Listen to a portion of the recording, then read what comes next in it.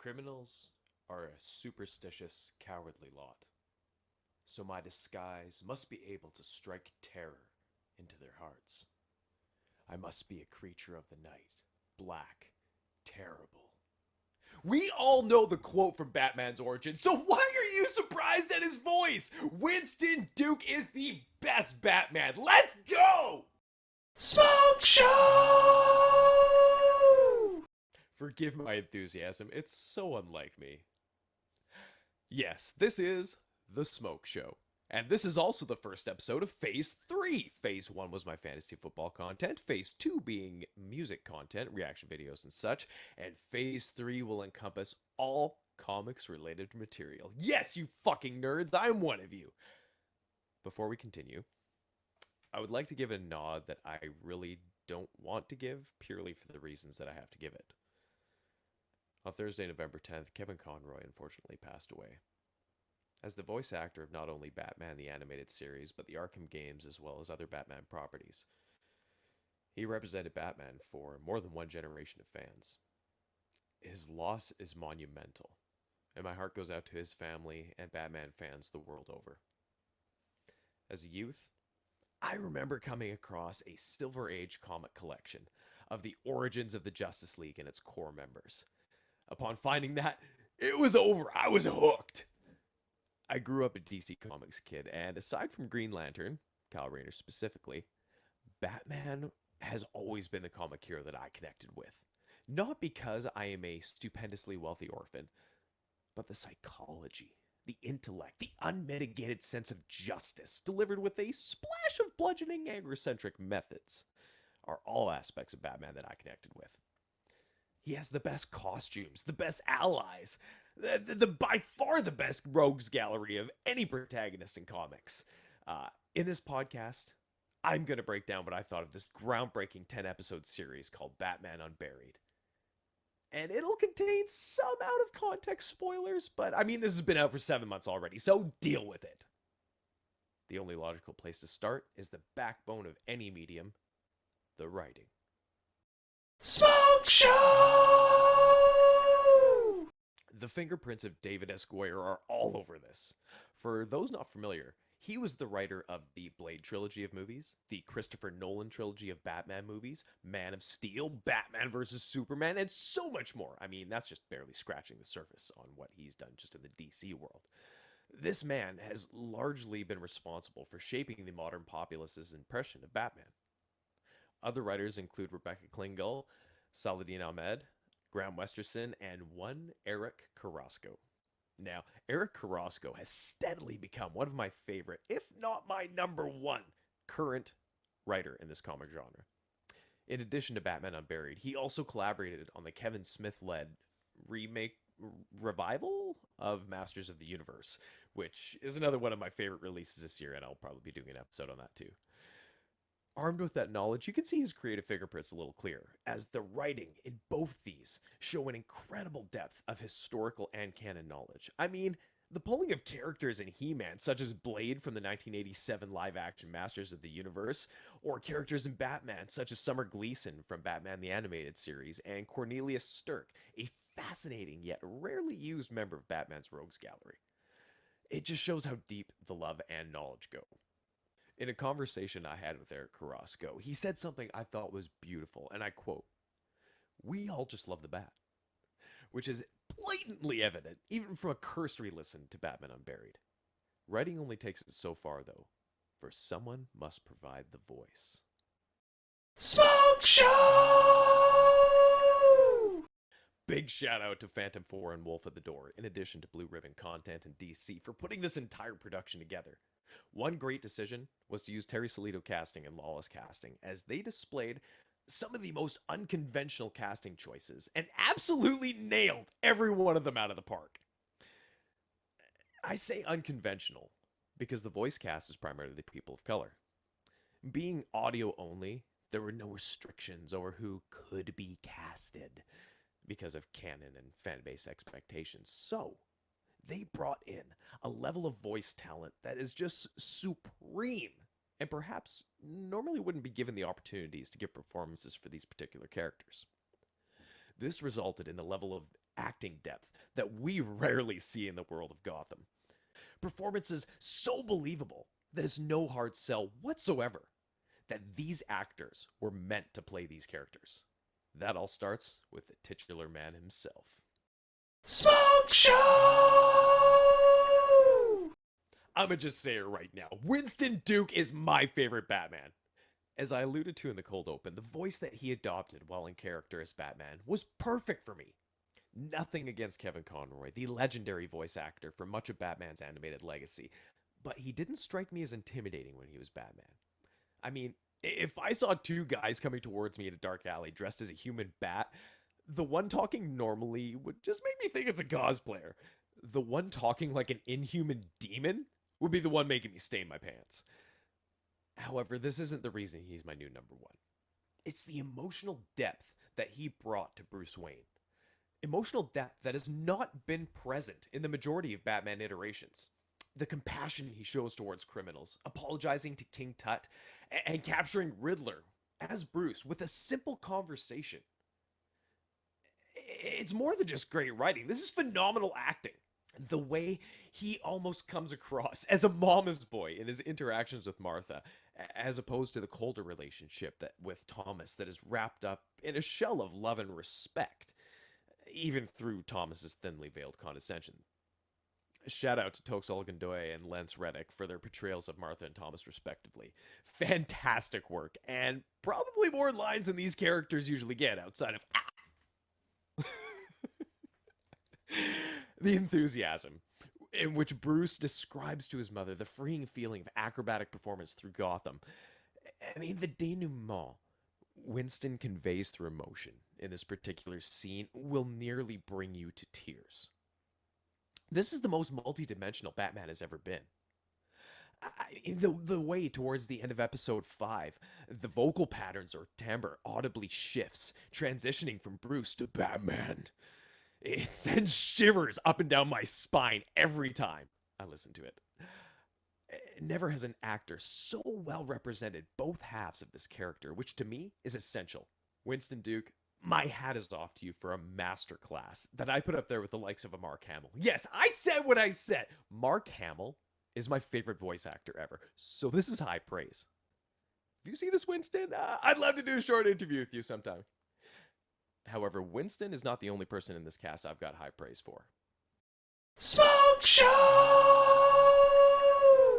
The Riddler has had some amazing portrayals, including the recent Matt Reeves version, who is almost more reminiscent of Batman Unburied's Harvester than Riddler. But Hasan Minhaj brings a performance that is equal parts Frank Gorshin from the 60s series and Corey Michael Smith from the recent Gotham TV series, but plugged into Spinal Tap's amps and cranked up to 11. Again, it's the emotional depth that he brings to his performance. The subtle changes in his voice depending on who he's talking to. More playful menace, which evolves into respect with Barbara. Spirited venom towards Bruce. And mischievous pedantic banter with Alfred. Brilliantly portrayed by Lucius Malfoy actor Jason Isaacs. And, well, complete disdain for anyone presumed below his intellectual level. Not only that, but there are a couple brief moments with Barbara and Bruce where Riddler is questioning his own sanity. And Hasan's voice acting really sells that. The riddles, all original written for Batman Unburied, are rattled off beautifully and have several layers to them as you find out by the end. These are just one of the many devices driving the plot that are expertly deployed by the writers. I must say, the interaction and dialogue between Hasan and this next character were my favorite non-Batman parts of this series. Smoke Show! Riddler's foil for much of this season is Barbara Gordon, brought to life immaculately by Gina Rodriguez. The biting wit and cynicism, the unparalleled brainpower, the pure spunky attitude, all hallmarks of Barbara Gordon and passionately portrayed to perfection. This version of Barbara has neither been Batgirl nor Oracle to this point, yet the hints are there. Her computer skills are at the forefront, as is her lack of any reluctance to jump into the fray. You can hear in her voice the compromised moral choices that she faces down. They don't come easy. Well, not all of them. The loyalty to her father is a great dynamic in the way that he didn't even need to be present. That Gina not only performed Barba, but the specter of Jim Gordon as well. The way they left her character off at the end definitely opens up a few paths for season 2, and I'm very interested to see the direction in which they take Barbara down. By far, one of the best parts about this show. Smoke Show! Now, I was already a fan of Emmy Raver-Lampman through her performance in another comics-based property, The Umbrella Academy. Full disclosure, I didn't really care for her character in season 1, but season 2 and especially 3, she absolutely ate. I feel she had one of the best overall character arcs in that show, but that's a thought for another pod.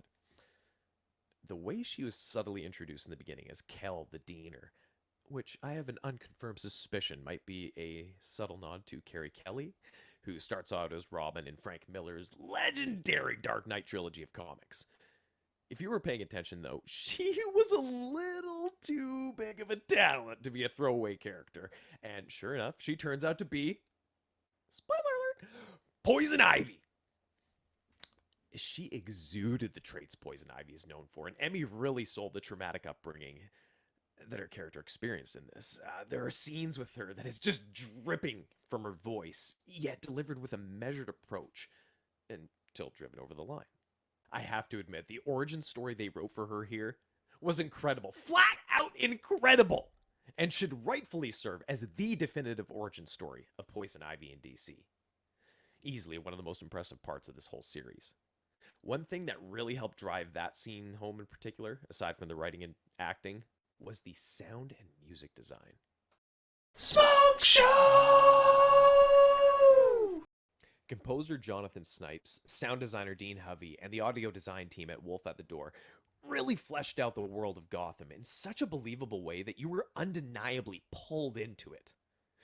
The use of brass instruments evoked a dark grittiness reminiscent of the detective or private eye world of the 40s. Such an earworm of a trumpet line, too. I mean, like...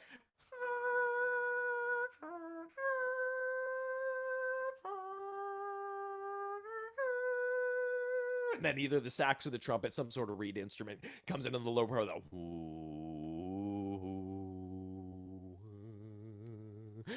to help transition the scene or really drive the seediness of Gotham home to the listener. I mentioned in the last section how the soundtrack really hammered home the Poison Ivy scenes, as her theme was so different from the rest of the series. Very innocent, more use of vocal lines, harpsichord, and soft strings, which follow along the moods of the scenes, at times going into more minor patterns, and really creating a perverse tension, which worked brilliantly. And this is something they did throughout the series, creating tension in the right moments, completing the trilogy of talent with the writing and acting, which made this series #1 on Spotify when it dropped. Kick that fucker Joe Rogan off. Bye-bye, Joe. In the first episode, when Bruce is performing the autopsy, the squelching noises make you feel like you are present in the room, so much so that it made my wife even take notice. The way the bat static was used as a plot device, little audio red flags from Bruce's subconscious, the way the piano line and the tapping pattern were used, just perfect synchronicity with the writing team, achieving their goals in a further medium. Smoke Show! I have tried to find another podcast within this genre that matches up in story, casting, acting, sound design, overall production, and nothing has come close to the level Batman Unburied achieved on every single one of those levels. I mean, one that comes to mind is Marvel's Wastelander series, one I do plan on touching on in a future episode, but even that one pales in comparison to what Batman Unburied has done. To say that I'm a fan would be the most massive understatement.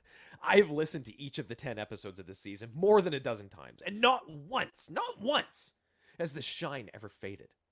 I keep coming back to it to see if my first dozen impressions were misguided, but every time, I feel more vindicated in my love for this show. My wish? I'd like to see season 1 of Batman Unburied in animated form. Everything is there except for the animation itself. Personally, I'd love to see something done in the animation style of Takashi Okazaki, who did the character design on Batman Ninja, Peter Chung, or Brian Boland, artist of legendary comic The Killing Joke. Something realistic, but still exaggerated. I mean, There's enough existing material from this podcast to split it into 2 or even 3 parts, but would make one incredible full-length feature. This could also serve as the gateway for Winston Duke to become the de facto Batman in animated and game form. Not only do I think he is the most logical choice to take the mantle Kevin Conroy once carried, but I believe he is the best choice.